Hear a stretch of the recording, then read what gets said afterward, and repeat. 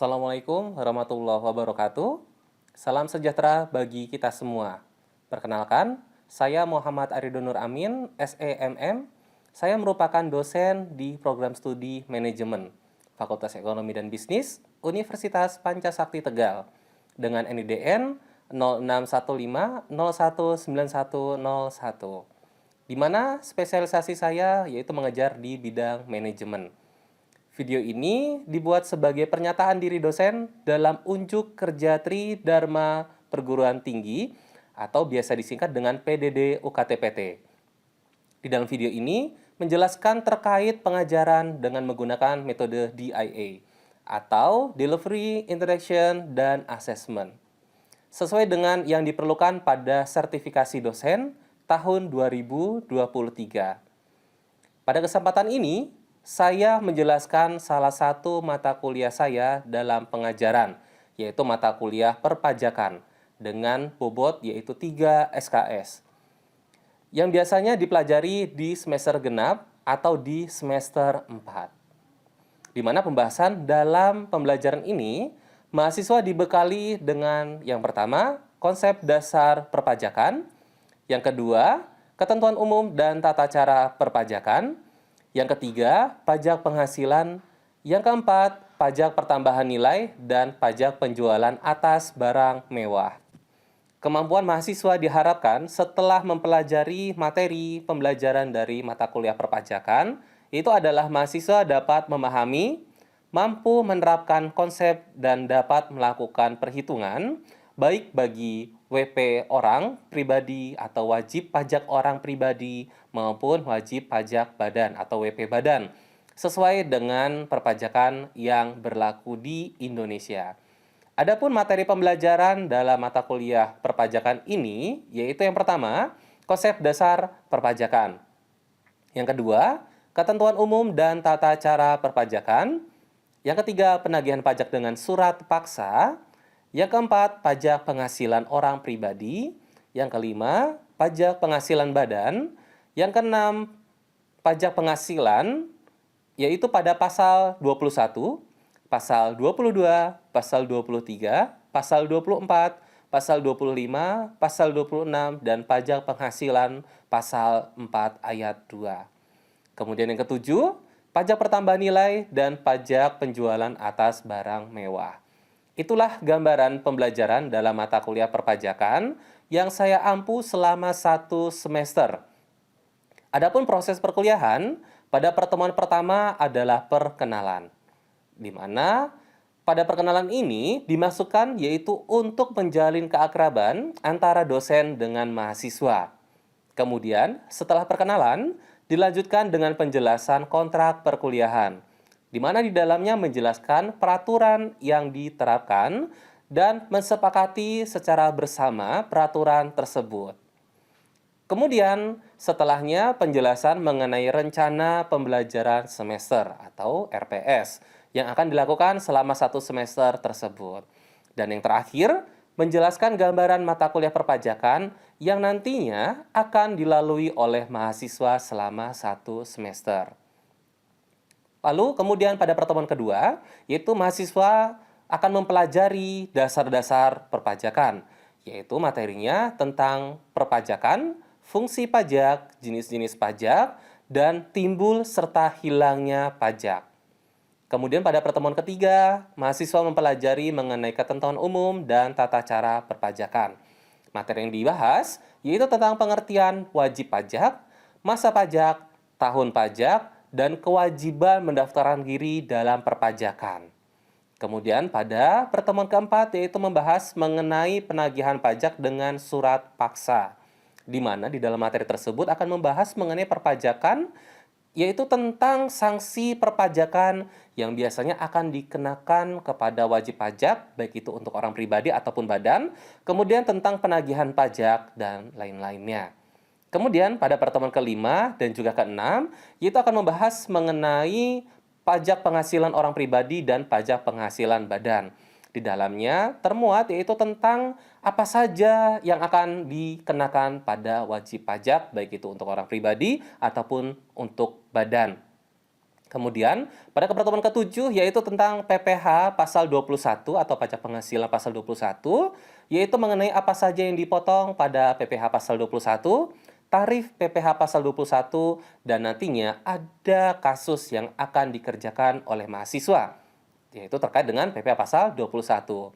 Kemudian, pada pertemuan ke-8, yaitu adalah ujian tengah semester.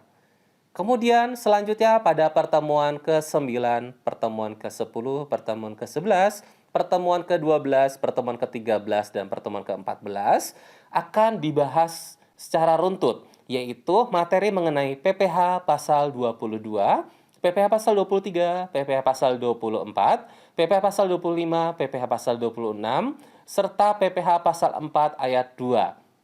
Yang masing-masing pertemuan itu nanti akan membahas mengenai apa saja yang akan dipotong terkait dengan PPh tersebut, lalu berapa tarifnya, serta juga disertai dengan kasus-kasus yang nantinya akan dikerjakan oleh mahasiswa terkait dengan masing-masing PPh tersebut. Kemudian, pada pertemuan ke-15, yaitu tentang PPN dan PPNBM, atau singkatan dari pajak pertambahan nilai dan pajak penjualan atas barang mewah. Kaitan terhadap pembahasannya, yaitu tentang apa saja objek yang dikenakan dari PPN dan PPNBM, berapa tarifnya, serta kasus juga yang akan dikerjakan oleh mahasiswa. Dan yang terakhir, pertemuan ke-16 adalah ujian akhir semester. Adapun referensi utama yang saya gunakan dalam pembelajaran, biasanya saya menggunakan buku karya Profesor Mardiasmo dengan buku yang berjudul Perpajakan. Selain itu, referensi lainnya yang sebagai rujukan utama yaitu modul perpajakan buatan saya sendiri. Lalu di awal setiap pertemuan, biasanya saya sedikit mengulang mengenai materi pekan lalu yang sudah dibahas. Gunanya adalah agar mahasiswa tetap dapat mengingat materi-materi sebelumnya, sehingga penguasaan mahasiswa pada mata kuliah perpajakan lebih tinggi. Setelahnya, langsung disambung dengan materi yang memang akan disampaikan pada pertemuan tersebut. Dalam perkuliahan, ada beberapa media yang saya gunakan, yaitu WhatsApp dan juga e-learning yaitu L-Sakti. Sedangkan pada proses perkuliahan dilakukan dengan tatap muka atau luring. WhatsApp sendiri digunakan sebagai sarana untuk tanya jawab jika mahasiswa saat mempelajari materi kembali di rumah menemukan kesulitan dan membutuhkan bantuan dalam memahaminya, baik pada materi ataupun di hitungannya. Sedangkan untuk e-learning sendiri yaitu L-Sakti digunakan untuk presensi, pemberian tugas, serta pemberian materi yang dapat diakses dan didownload oleh masing-masing mahasiswa. Selanjutnya terkait penilaian, yang saya lakukan dalam mata kuliah perpajakan ini, sudah saya lakukan mulai dari awal perkuliahan hingga akhir perkuliahan, di mana di dalamnya ada beberapa aspek yang saya nilai dari mahasiswa. Di antaranya adalah kehadiran serta keaktifan mahasiswa dalam melakukan diskusi dan tanya jawab. Kemudian untuk bobot penilaian sendiri yang saya lakukan terhadap mata kuliah perpajakan, yaitu attitude dengan bobot 10%, tugas dengan bobot 20%, UTS dengan bobot 30%, dan UAS dengan bobot 40%. Dengan total keseluruhannya bobotnya adalah 100%. Demikianlah video ini saya buat untuk mata kuliah perpajakan. Semoga video ini bisa bermanfaat untuk kita semua serta dapat memenuhi sebagai persyaratan pernyataan diri dosen dalam unjuk kerja Tridharma Perguruan Tinggi atau disingkat PDD UKT-PT. Demikian saya ucapkan terima kasih. Jazakumullah khair. Assalamualaikum warahmatullahi wabarakatuh.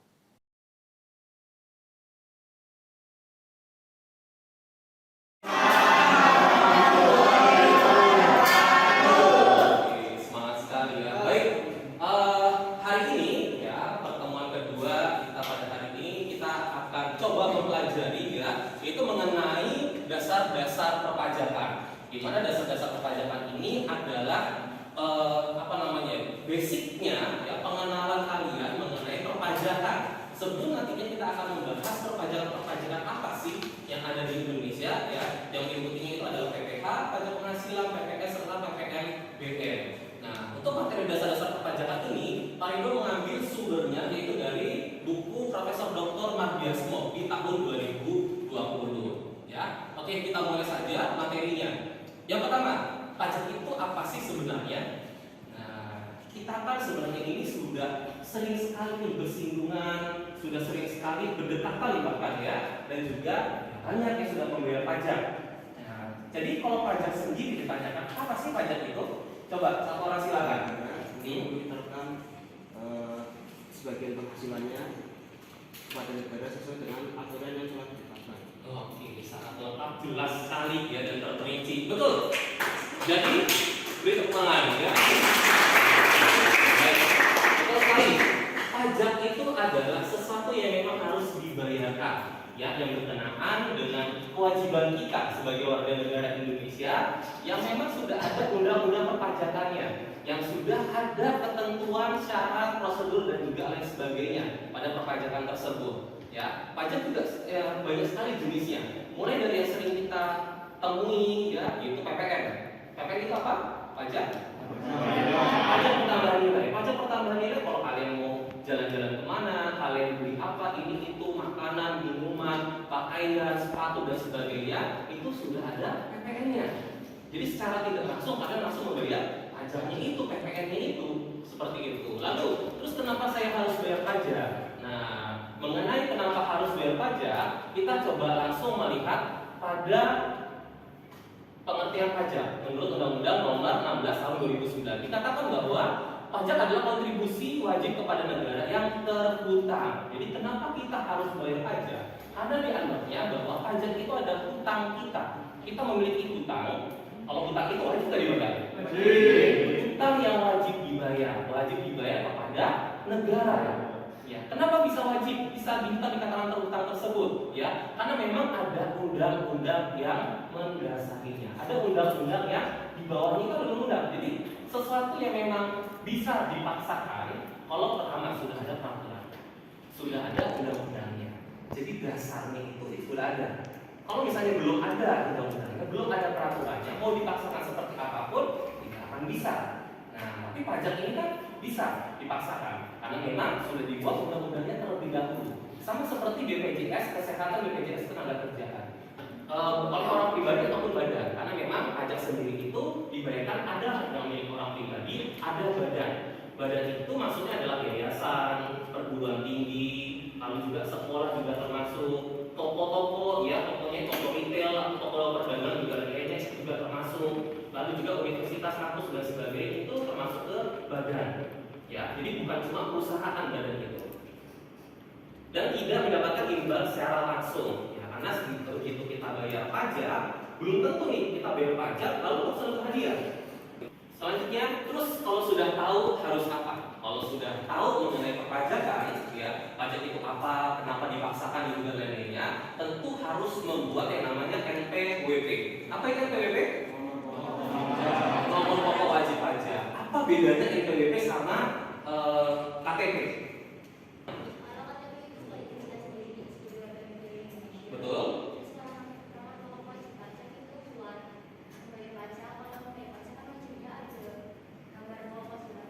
Betul.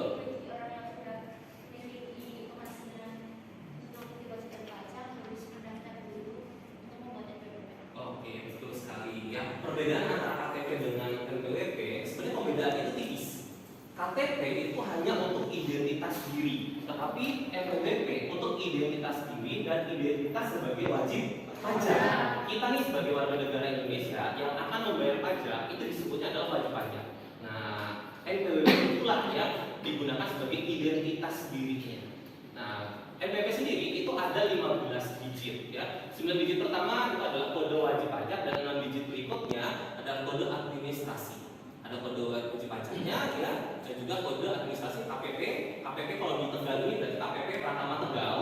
Lalu kalau untuk kode cabangnya itu tergantung. Tegal ini kode cabangnya berapa? 001 kah, 011 kah, atau 012? Itu tergantung dari perwilayahannya atau pembagian wilayahnya. Lalu siapa saja yang wajib memiliki NPWP? Yang pertama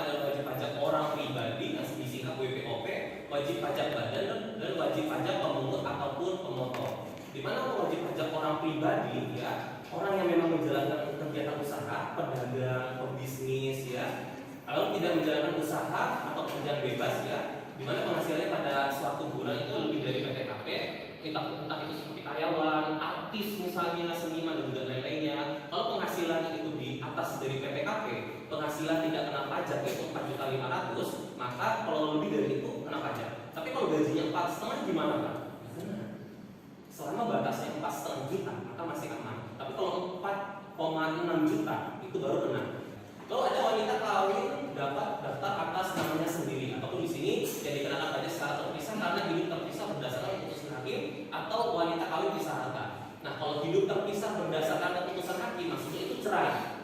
Kalau untuk yang wanita kawin pisah harta, nah kalau sekarang ini sudah mulai marak nih, orang menikah ya, tetapi mengajukan pisah harta. Pisah harta itu maksudnya nanti si suami milik punya harta ya, itu milik si suaminya sendiri. Si istri bawa harta itu milik istrinya sendiri. Seperti itu ya. Jadi di satu sisi ada menguntungkan, di satu sisi lagi juga ada memberatkan. Ya, kan kalau bisa dalam Islam tetap ya harta suami milik istri, harta istri milik istri. Enak menjadi istri ya. Yang laki-laki sabar ya. Memang seperti itu di agama Islam gitu ya. Selanjutnya, teori yang mendukung pemungutan pajak. Teori pertama adalah teori asuransi, di mana negara melindungi keselamatan jiwa, harta benda, dan hak-hak rakyatnya. Atas pembayaran kita terhadap pajak, maka kita dilindungi di keselamatan jiwa, harta benda, dan hak-hak rakyatnya. Siapa yang melindungi? Yang melindungi adalah TNI dan Polri. Dengan TNI itu melakukan, dengan Polri maksudnya polisi itu melakukan razia, dengan polisi itu patroli ya, maka kita bisa terlindungi keselamatan jiwanya. Yang tadinya begal itu mau beraksi gitu ya, mulai ada polisi patroli, dia jadi mengurungkan niatnya. Ya, gitu harta benda, misalnya ada perampok, ada pencuri dan juga sebagainya, melihat wah ada pos polisi nih, ada polisi, atau ada keamanan nih ya, maka bisa diantisipasi. Entah itu dia nggak jadi untuk rampoknya ataupun ya udah pas mau rampok langsung ditangkap seperti itu. Dan hak-hak rakyatnya, misalnya hak yang paling mudah deh, hak kalian mendapatkan pendidikan, keluar dari rumah menuju ke kampus, aman nggak? Aman kan? Sama kan? Nggak dibegal kan? Enggak. Itulah salah satunya. Kalian bisa mendapatkan hak kalian. Kalian mau traveling, mau healing, itu juga bisa. Hak kalian untuk mendapatkan kenyamanan itu juga terpenuhi. Teori kepentingan, pembagian beban pajak pada rakyat didasarkan pada kepentingan misalnya perlindungan masing-masing orang. Jadi setiap orang yang memang ingin lebih dilindungi, gitu ya istilahnya. Berarti kalau orang itu pengen lebih dilindungi, dia sewa bodyguard, betul?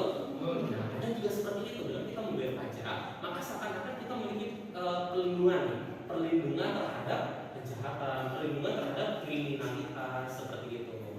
Itu untuk teori kepentingan. Lalu teori daya pikul. Teori daya pikul di sini beban pajak untuk semua orang harus sama beratnya. Artinya pajak harus dibayar sesuai dengan daya pikul masing-masing orang. Dan pendekatannya itu menggunakan dua pendekatan, unsur objektif dan unsur subjektif. Kalau untuk unsur objektif itu nanti tidak melihat nih, tidak melihat apakah si orang tersebut ini statusnya bagaimana, sudah menikah atau belumnya, itu nggak penting. Yang pasti orang itu udah kerja, dipotong pajak penghasilan, udah selesai. Lalu teori bakti dasar keadilan pemungutan pajak terletak pada hubungan rakyat dengan negaranya. Ya, teori bakti ini sama seperti ini. Kalau kalian sudah dilahirkan oleh orang tua kalian, ibu kalian lebih tepatnya, lalu dididik, dibesarkan, lulus kuliah, lalu dapat kerja yang bagus, ya sebagai bakti seorang anak kepada ibunya, tentu kan seorang anak itu pengen kan membahagiakan orang tuanya. Paling tidak berbagi dari gajinya, paling tidak memberikan makanan kesukaannya. Ya syukur-syukur bisa memberikan rumah ataupun memberangkatkan haji. Betul? Amin ya. Betul? Itu adalah menggunakan teori bakti. Di perpajakan pun sama, karena dilihatnya kalian sudah tinggal di Indonesia, di salah satu pulau di Indonesia, maka sebagai bakti kalian sebagai rakyat, kalian membayarkan pajak tersebut ke negara. Nah, itulah teori bakti. Kalau teori asas daya beli ini memindahkan dari daya beli masyarakat ke daya beli negara. Kalian sudah bekerja, menghasilkan uang, ya itu kan uangnya untuk menggunakan pembelian bahan baku makanan gitu ya, untuk belanja, pokoknya untuk kebutuhan kalian. Ya, yang disebutnya adalah daya beli keluarga kalian itu. Nah, dari daya beli tersebut nantinya akan dibayarkan ke negara. Karena itu dipindahkan dari daya beli masyarakat ke daya beli negara. Seperti itu. Itu menggunakan teori asas daya beli. Oke, baik. Di sini ada yang mau coba ditanyakan? Silakan. Saya Pak, Ya, silakan minta. izin bertanya kalau PPh itu dikenakan untuk semua gaji atau bagaimana Pak? Baik, untuk PPh sendiri ataupun pajak penghasilan itu dikenakan atas gaji. Ya, kalau untuk PPh ya, PPh itu sebenarnya luas. Untuk gaji, untuk hadiah, untuk royalti, lalu juga untuk bonus juga lainnya itu kena. Tapi kalau misalnya PPh untuk gaji sendiri itu ada yang namanya PTKP, penghasilan tidak kena pajak. Kalau misalnya nantinya itu gajinya itu masih di bawah PTKP, yaitu 4.500.000, maka aman dari pajak. Tapi kalau sudah di atas dari 4.500.000, maka akan terkena. Terus PPh lainnya seperti ini, kalau kalian mendapatkan hadiah nih dari suatu kuis, selama kamu mendapatkan hadiah, ya ditirai 5 contohnya, hadiahnya akan dibawa pajak tersebut adalah PPh. Dan juga masih banyak lagi. Nanti untuk mengenai PPh akan kita bahas pada materi mengenai pajak penghasilan. Karena PPh sendiri itu dibaginya banyak, pasal 21, 22, 23, 24, 25, 26, 30 dan juga 4 ayat 2. Nanti ada pembahasan lainnya. Begitu. Ada lagi yang ditanyakan? Izin bertanya Pak. Silakan. Sebagai contoh pajak kan bisa di kehidupan sehari-hari ya. Sebagai contoh ketika kita belanja di Alfamart, kadang saya lihat di dalam letak ada tulisan pajak tuh Pak sebesar 3.000. Ya. Nah itu biasanya maksudnya dalam PPh ataupun apa? Karena kenapa kita yang dikenai pajak dalam sebuah produknya? Bukankah dari pihak Alfamart yang seharusnya membayar pajak? Betul. Betul. Nah, yang dikenakan pajak sebesar 3.000 itu apa kalian mau belanja apapun yang memang dikenakan pajak, selama memang toko tersebut itu ada badan hukumnya gitu ya, bukan seperti pasar. Kalau pasar kalian mau beli apa saja seberapa besar nggak ada PPN. Tapi kalau di toko ya itu akan terkena PPN. Ya 3.000 tadi itu adalah PPN, pajak pertambahan nilai. Kenapa sih kok kita dikenakan PPN? Ya, kita dikenakan PPN karena sebenarnya PPN itu masuknya sifatnya ya adalah pajak tidak langsung. Pajak tidak langsung itu adalah pajak yang bisa dialihkan. Sebenarnya PPN itu adalah kewajiban membayar pajak dari si pemilik toko, pemilik kios, pemilik warung, pemilik restoran, hotel dan sebagainya. Tetapi berhubung PPN itu adalah pajak tidak langsung yang bisa dialihkan ke orang lain, maka ya dialihkan aja. Contohnya gini, kalau misalnya kamu mempunyai suatu usaha, punya toko, gitu ya, lebih enak mana? Keuntungannya dipotong untuk membayar PPN atau keuntungannya tetap tapi PPN-nya yang dibayar adalah konsumen? Konsumen kan? Gak mau kan keuntungannya dipotong PPN? Ya enggak mau. Itu yang berlaku di sini. Jadi umumnya memang seperti itu. Nanti pun kalau kalian membuka usaha mau memberlakukan seperti itu akan ada yang protes. Kalau ada yang protes nih, saya mau makan di restoran ini deh, Pak, tapi saya mau bayar tanpa PPN. Bisa nggak? Nggak bisa. Biasanya ketentuan dari setiap perusahaan atau perusahaan ya, restoran, rumah makan, hotel dan sebagainya itu harus langsung membebankan PPN itu ke konsumen. Konsumen nggak mau menerimanya, ya udah, berarti nggak bisa di situ. Iya istilahnya, mungkin nggak usah cerita, nggak usah makan di situ gitu. Tapi ngomong apa ya? Ngomongnya itu dengan baik. Maaf untuk harganya ini sudah termasuk PPN. Jadi bukan berarti, yaudah Mbak, nggak usah makan di sini. Emang kayak dinner gitu. Kan di sini nggak ada kayak dinner ya. Kalau kayak dinner, yaudah nggak usah makan di sini loh. Tapi kan kalau di restoran biasa tidak. Mohon maaf, harganya memang sudah termasuk dalam PPN, sehingga harus termasuk juga dibayarkan. Seperti itu. Ada lagi yang lainnya? Boleh silakan. Berkaitan dengan produk juga Pak. Ya. Kalau PPN itu pengenaannya kita membeli per produk atau total dari belanjanya Pak? Kalau misalnya dipotongnya itu per produk dengan total belanja, beda nggak nominalnya nanti?